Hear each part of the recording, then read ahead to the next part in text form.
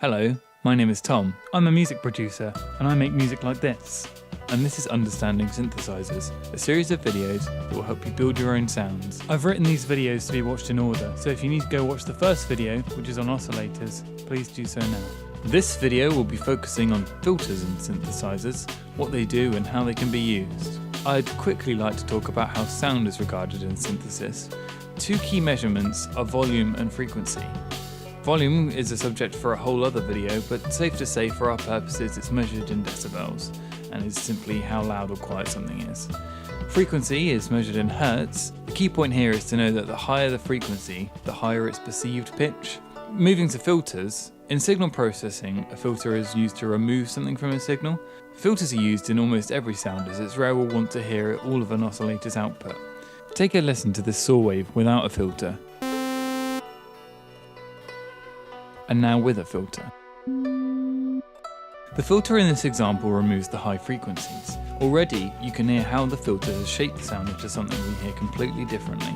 There are many different types of filters, but the four you'll come across the most are the low pass filter, which removes the high frequencies, heard in the example just played. We also have the high pass filter, which removes low frequencies, and the band pass filter, which keeps a select band of frequencies. Finally, we have the band reject, which works in reverse, because it removes a select band of frequencies. Less common types include an all-pass filter, which lets everything through but adds slight phase differences to the sound, and a multi-pass filter, which is essentially a multi-band pass or band reject filter. These are slightly more complex types and you won't find yourself using these at first.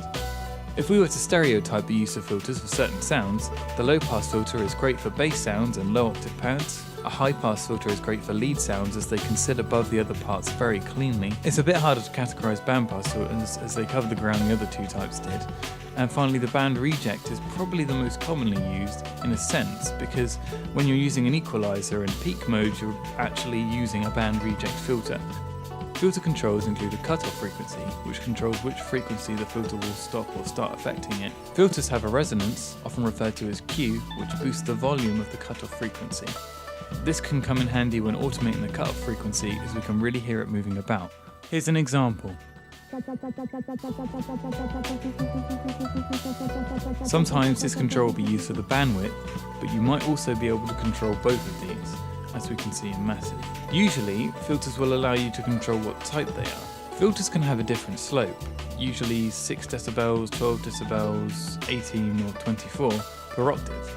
All you really need to know about these is that the higher the number is, the more of an apparent effect it will have on the cutoff frequency. If you look at these diagrams, that's more apparent. Filters also have key tracking or velocity tracking, which allows the filter to become more open the higher these controls become. This is particularly useful in lead sounds where you want the scale to be more emphasized as you climb up it.